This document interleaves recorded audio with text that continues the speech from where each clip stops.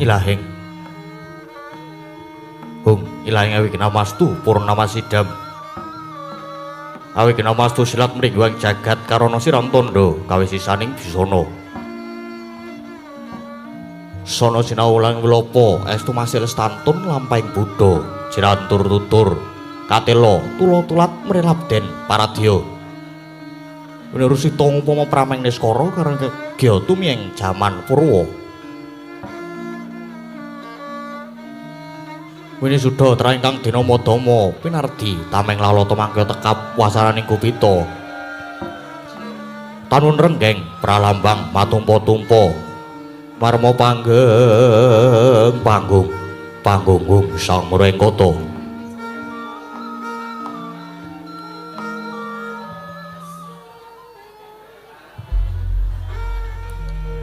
Anenging negari pundhita ingkang kaekuadi dasa purwa eka marang sawiji dilinuwih dasa 10 purwa marang wiwitan senadyan kathah titaing dewa ingkang sinangga ing pratiwi kinasongan ing akasa kirapit ing samudra racak sami anggana raras nanging datan kadya ingkang ginupit ing dalu samangke yekti ingkang sinebat gumelaring kasatriyan Madukara Sakti Kesatriyan Madukara peranganing negari Ngamarta ingkang duk rumuhun den lenggahi Jim Dananjaya. Nalikane para Pandhawa babat Wanamarta satemah Prabu Jim Yudhistira teluk mring Pandhawa. Apantesta kinarya pambukaning kandha Saratri mangke awit ngupaya negari 100 tanantuk kalih nadyan 1000 tan jangkep sadasa. Sakti Kesatriyan Madukara Watara Triyujana jembaring wewengkon winatesan kesatriyan sawujajar miwah bumirtau wendhan wanguning wiwara rinengga sarwa asri kacenoh lamun wignya ingkang yasa wisma Puraya Madukara winangun joglo pinayu sirap galiying kestupa saka Guru Reksa Jatiwasesa den ukir lunging gadung rumambat manghayat minggah cinakep ukup selaka menur pinetha sekar trate kang nedheng mekar umpak geng sila kumalasa pinatekake wangun gambar peksi jiwa-jiwa drambah jejubinan sila Kartika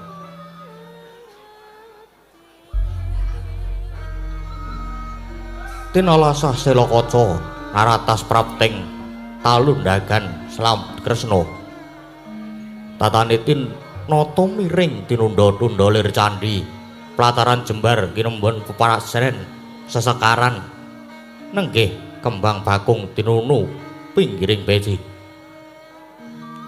sekar trate kumambang madyaning blumbang melati menur tuwin mawar jajar-jajar uruting banon Sekare abyor kadya rinunce ronce luhuring pendhapi wonten teja wangkawa hangenguwung kekuwunge nawung wilis harbut praba kelawan soroting Hyang Pratanggapati punika sung sasmita lamun ingkang mangasrama wonten ing Kesatriyan Madukara yakti satriya traing Witaradya ingkang kinajek sagung adasih tuhu mustikaning titah Lah, sinten wau ingkang ngrenggani Kesatriyan Madukara? Wenang sinebut dasa namanira, sakti ingkang kekasih Raden Harjuna. Ya Raden Janaka, Wijanarka, Permadi, Pamade, Suparta, Indra Tanaya, Pamadya, Setya Margana, Palguna Pandusiwi, Pritasuta, Gudakesa Dananjaya kumbang ali-ali Kiritin Jisnu Wibatsuh Anagaya Sang Mahabau pramila kekasih Raden Janaka tuhu satriya ingkang mumpuning saneskara temah wenang sinebut toh jalining jagat Pamadya mengku werdi panengahing Pandhawa Suparto Sekti titisin Jim Suparto ing Wonomarta. Setya Margana tuhu satriya ingkang teguh ngugemi pangandika Palguna krana lahirira nyarengi mangsa Palguna. Indra Tanaya Sekti satriya linangkung ingkang pinundhut putra dening Bathara Indra. Dananjaya satriya ingkang demen dedana. Pandu putra atmajane Prabu Pandu. Jesnu punika pangejawantahé Hyang Wisnu ingkang binelah dadi Kresna lan Harjuna. Wibajaya Kiriten labet menang hang ratoni Widodari Sekati kurang siji Mahabau. Mengko werdi satriya gentur teteki. Dasar satriya bagus warnane apeng awak banyu gaya teja. Dadeke angringin sungsang Sudibya ing ayuda bangkit mancing ajur-ajer Mancala putra. Mancala putri tau tate sinarayeng Jawata. Narabasing mengsah turta luhur budine utama lelabuhane. Bebasan nagal tan kena dinulu, lembut tan kena jinumput. Rena tetulung ing kasangsayan, datan aurat ngurbanaken sarirane mrih karaharjaning jagat. Kaloka kekuwunge kawentar karaharjane kasatriyan Madukara. Krana kaprabawan katresnaning Sang Arjuna mring sagung kaulaning ingkang rinengkuh rinangkul rinipta tataning kulawangsa. Sesantine sesanggem ing embat sami samat jinamadan senggut sampat sawega hangudi misuwuring kasatriyan Madukara. Rujuri sajuga Sengah Bagus pamadya kepareng lenggah ing madyaning pendhapi kadhep ingkang garwa kinasih nenggih kusumaning ayu Dewi Wara Sembadra. Kawimbuh sengseming raos Sri Sang Arjuna dene garwa putri Banon Cinawi ingkang wus gerbini handungkap Sapta Candra.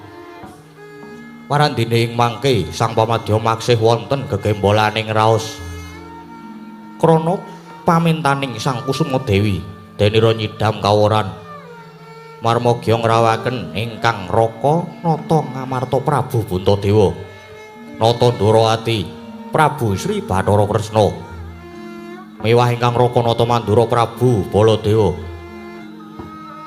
Datan kantun pisuhanipun Raden Harya Setyaki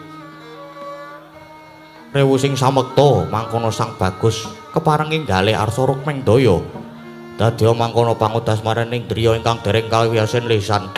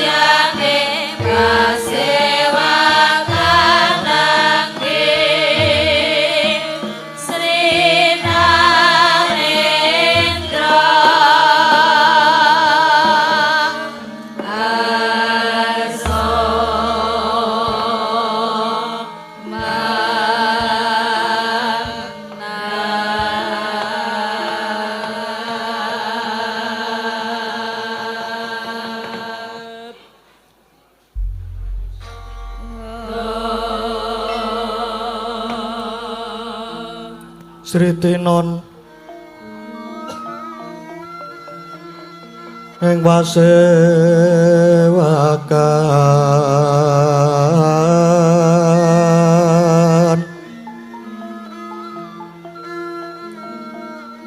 busana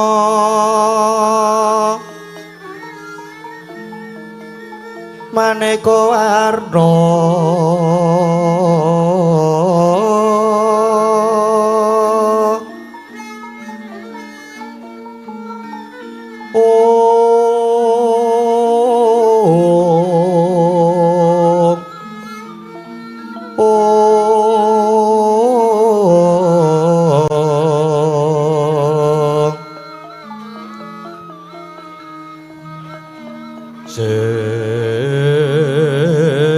sebak puspiteng udyana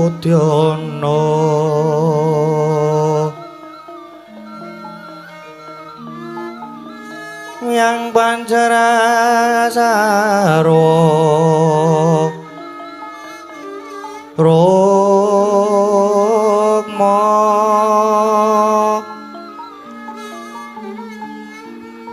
renggeng manik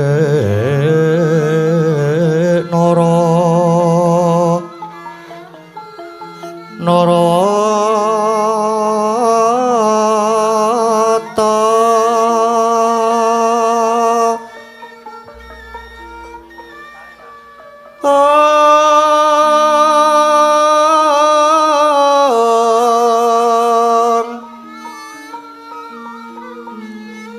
Prabanya sumirat Prabanya kang sumirat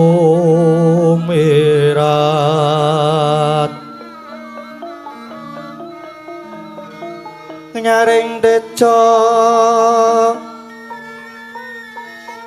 kaliwaran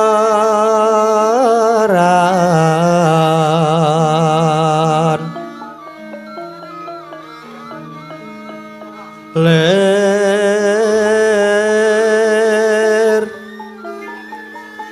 ke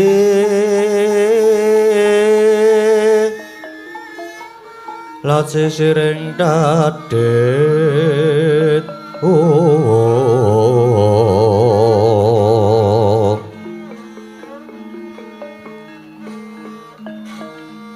wimbo kekondombre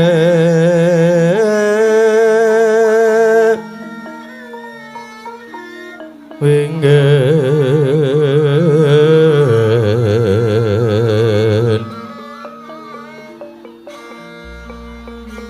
katiuping maruta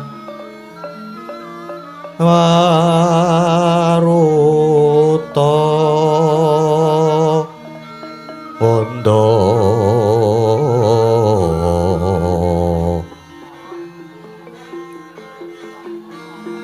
Swaran mangambar kongas ngebeki madyaning pasewakan tandya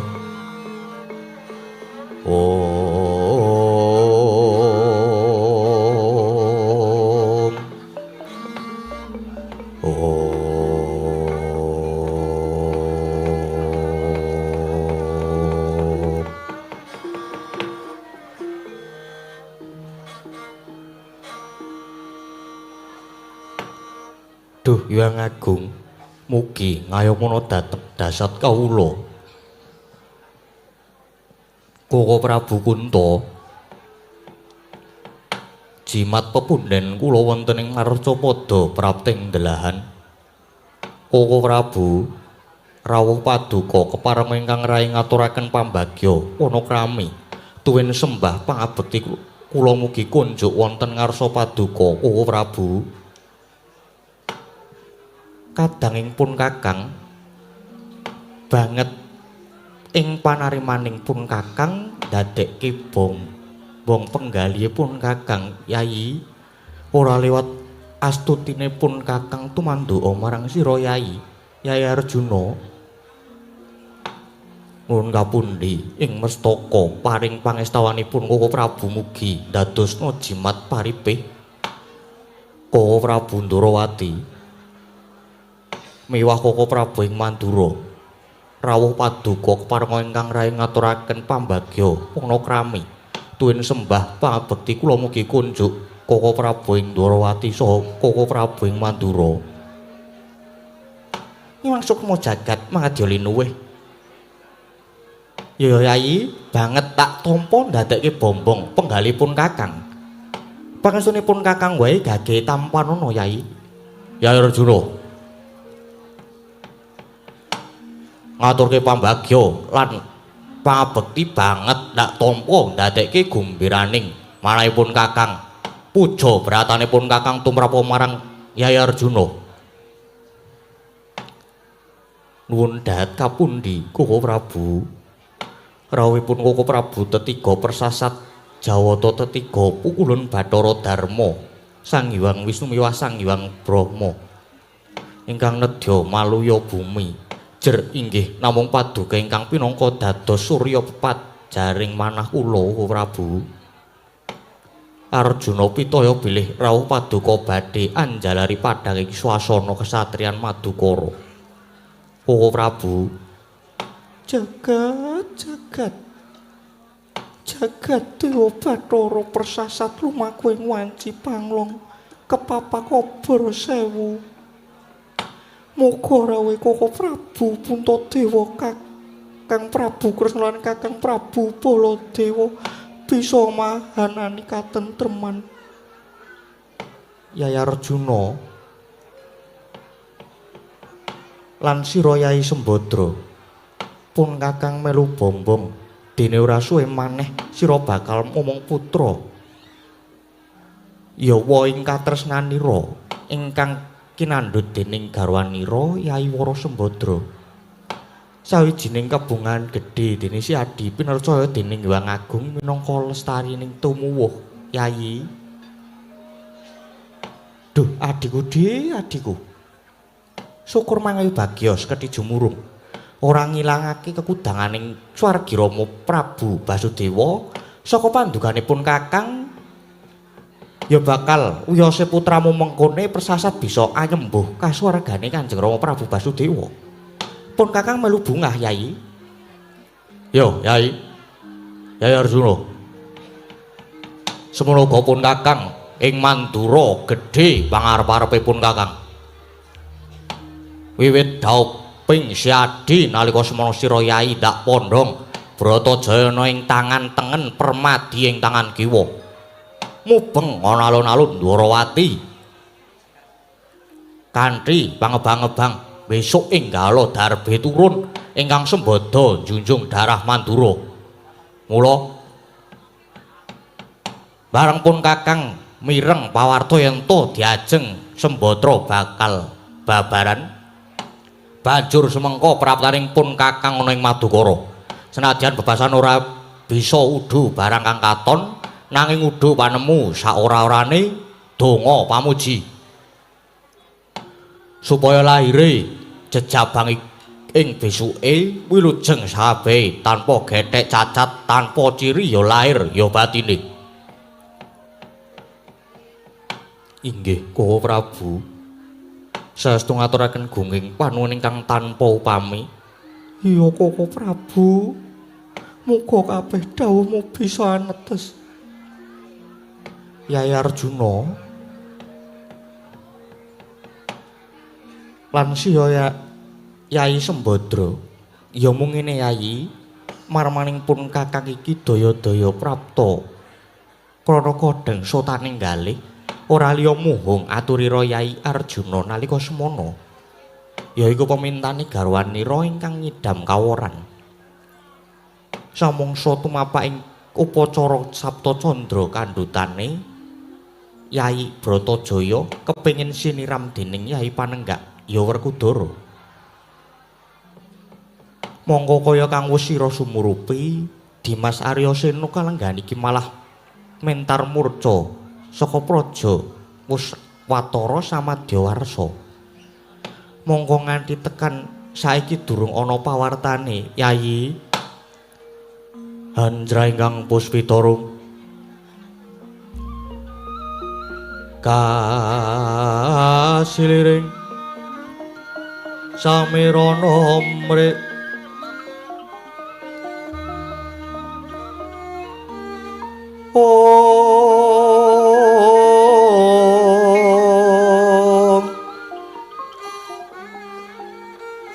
Sekar Gadung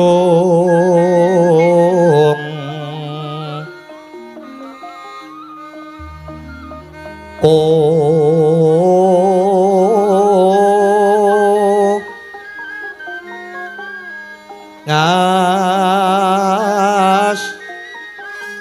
gandanyo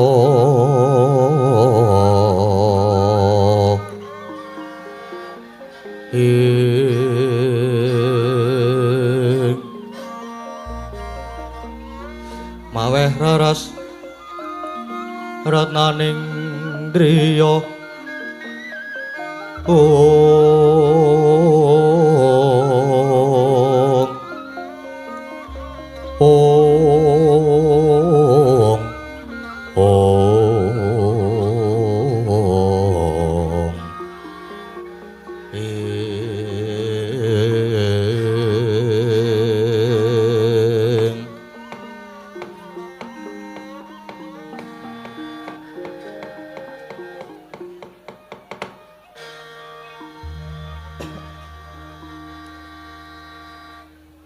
Ko Prabu inggih perkawis menika ingkang dadosken jibeg bebek ing manah kula mendranipun Kang Mas Bratasena ingkang persasat pepes ing pangajeng-ajeng Arjuna jumbuh kelawan kahanan iki sira Yai ingsun pundhut bisa legawa sabar narima ngadepi kabeh lelakon ingkang sinandhang Yai Arjuna.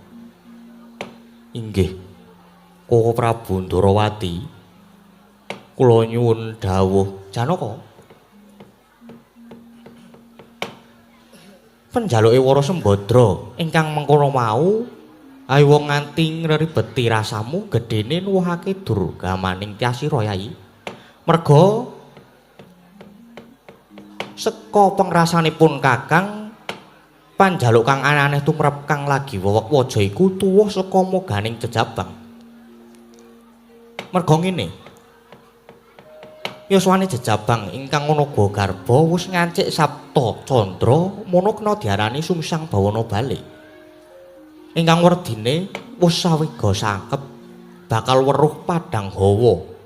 Mongko sejatine lamun nganti ana lakon kedadean jejabang lair ing umur 7 candra iku kang diarani bayi tuwa. Ingkang kala mangsane malah banjur dadi tetungguling titah Yai. Yo, Yai Arjuna. Pun Kakang uga mathuk karo panemune Yai Kresna. Yen gerbini jangkep 7 sasi kuwi wis sawega sangkep, wis tingkep, tegese wis titi lan jangkep. Nanging saka pangrasanipun Kakang rene nyatane nganti tekan saiki Dimas Werkudara durung timbul parayogane nggone nyirami Sembadra disuli wae. Yai Puntadewa apa Yai Kresna apa pun Kakang ingkang nyuli Werkudara.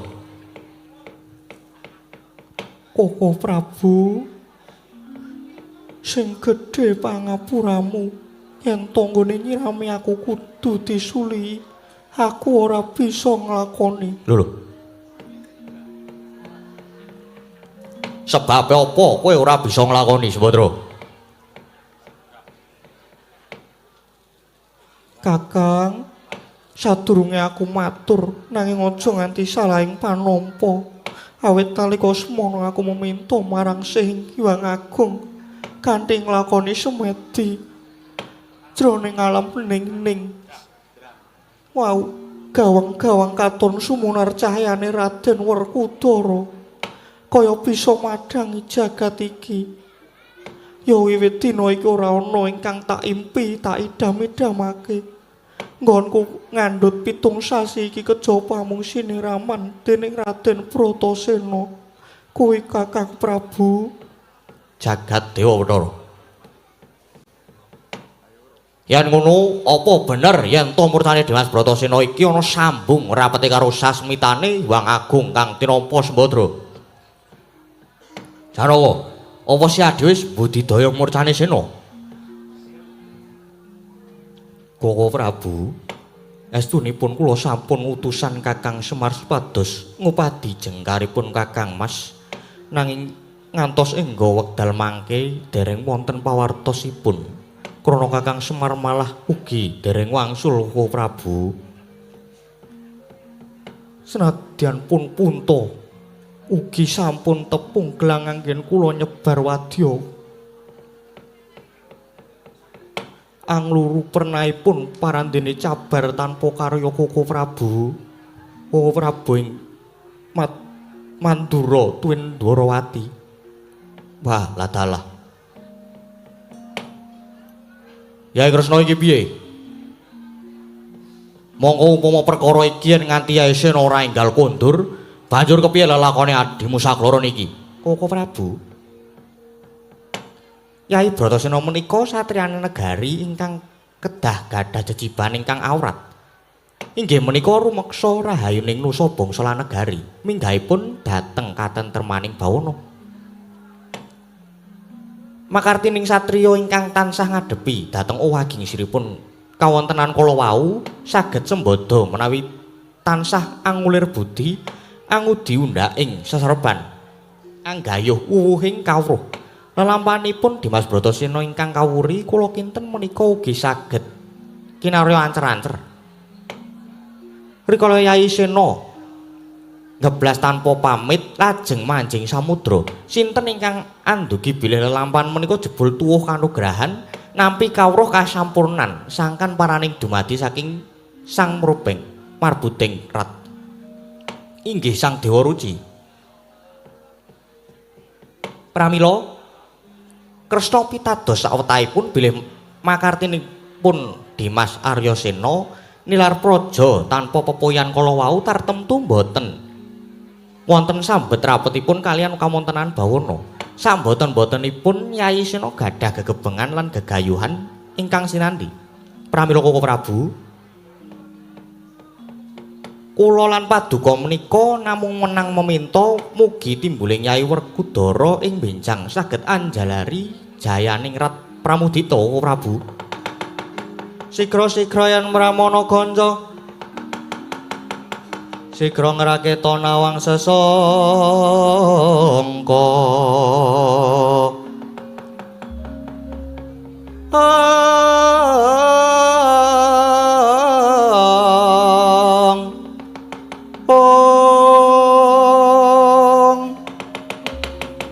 Goyang lenggahing Sri Nalendra ambek marwa sing sang katri gumulung mangrempak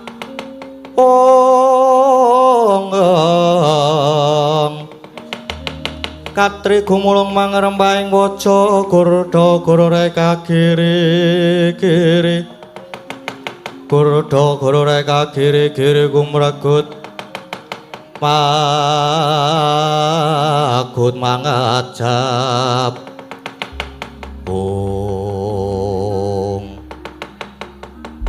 Set gebyar katalika wau kathah-kathah pangandikanipun ingkang raka tetiga nata ing Amarta nata ing Dwarawati miwah nata ing Mandura akhire lejaring penggalih sang pamadya Raden Harjuna. Nanging caritaning mriku anglenggahi kanyut minangka wardu kanyut wong angganten wardu wong akekecoh nyiranga durung abang ida dereng manjing ing pratala kasaru geger Pasebanjawi wonten sawening Nalendra saking tanah sabrang kepareng miyak sagung para ingkang sumewa dadosaken horeking pasewakan kanca piyak ana daya mikir njaluk dalan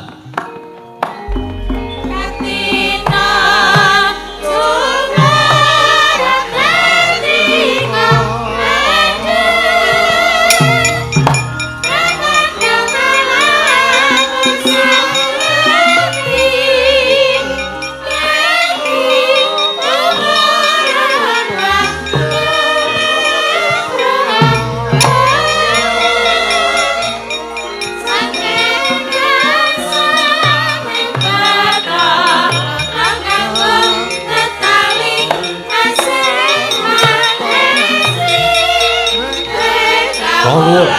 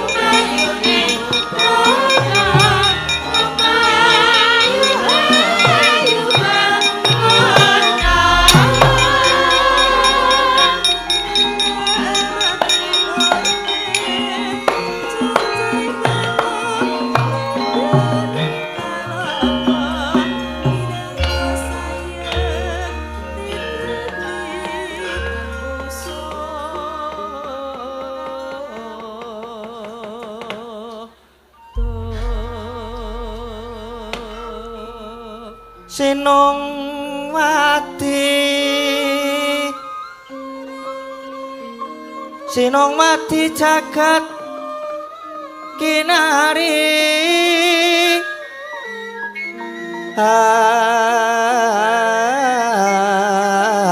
among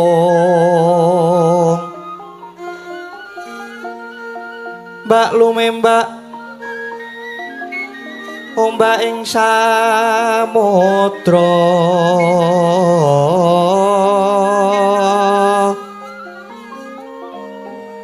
ae ana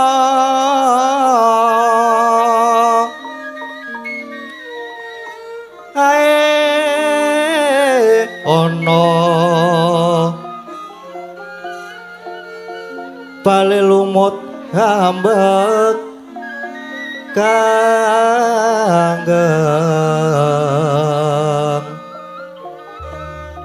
awito dedenjeng-denjengan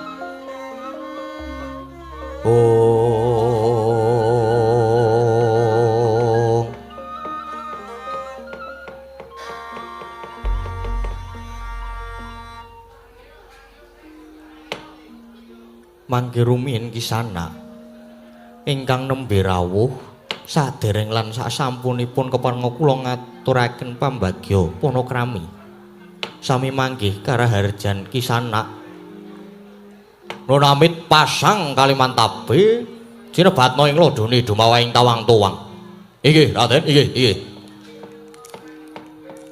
inggih awet mundi pangastinipun Raden lulus raharja pisanan kula mboten manggih halangan setunggal menapa kejawi saking menika sembah pangabekti kula kunjuk Raden inggih kula tampi nanging dawah sami-sami lajeng keparenga nyuwun pirsa mboten kok ateges tambuh yen nidik saking ageman paduka menika jejering Nalendra lajeng Nalendra saking negari pundi lan jejuluk paduka sinten inggih Derek Gladiwanuh ngelang tepang kula menika wingking saking negari Parangrejeng dereng ingkang sudi mesari dhateng kula pun Prabu Dewa Ratmuka inggih Raden inggih lajeng nyuwun prisa menapa kula menika sowan wonten kasatriyan Madukara lan paduka menika Raden Harjuna jagat mboten jangkep kalih tiga inggih kula pun Harjuna walah dalah yen ngaten mboten ketrangsu keblasuk anggen kula sowan pun pas kalian Sherlock ingkang dikirimi kalian admin. Lah lajeng wanita ingkang lenggah ngajangan menika tetimbangan kula pun Wara Sembadra. Wah, lah dalah. Ingkang garwa to. Yo. ayune persasat mantasaning widodari wiwit saking jejempolaning suku ngantos pucuking rikma boten wonten gethek cacate. Bayo jan sajlek jumlek kula inggih nembe menika sumerep wanita kok ayune nganti kliwat ukur. Wah, sang Dewi Katon lam-lami. Hamba Barwawangi. Semi. Arum kembange melati. Iki jane kok foto kuwi.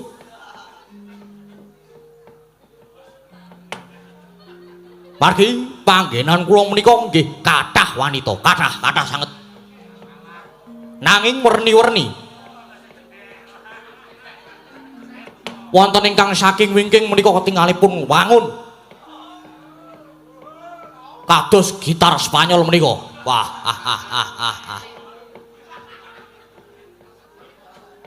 bareng nyawang saking ngarep pating pletot.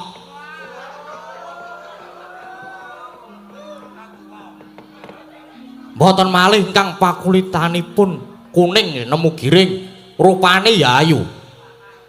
Neng bareng guyu gusine biru. Lah.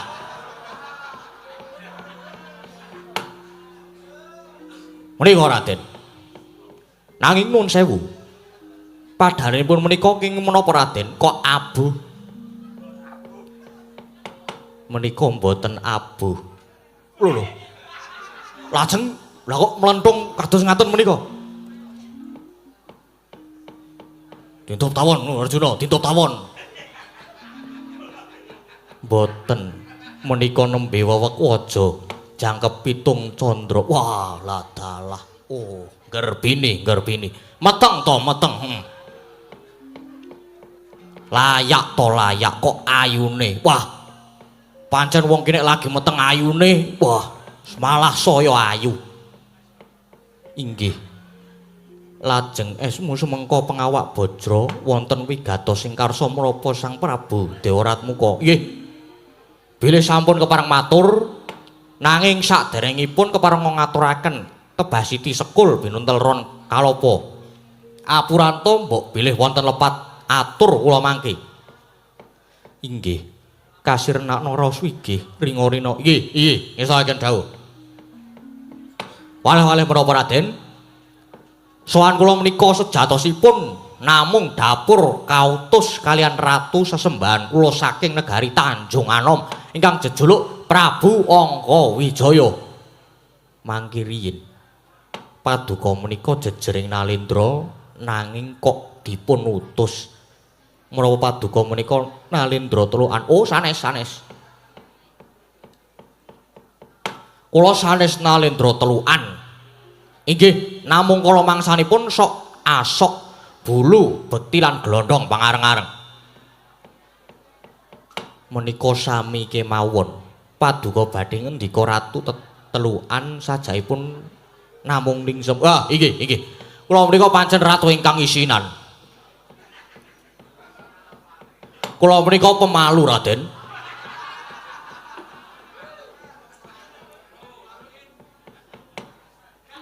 Sowan kula menika kautus dhateng Koko Prabu Angka Wijaya inggih Prabu Jaka Amyaya.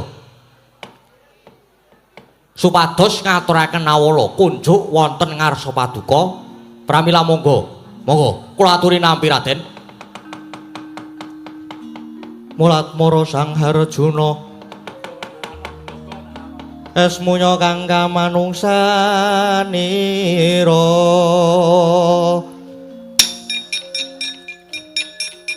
kasrepan ring tingkaing bungsu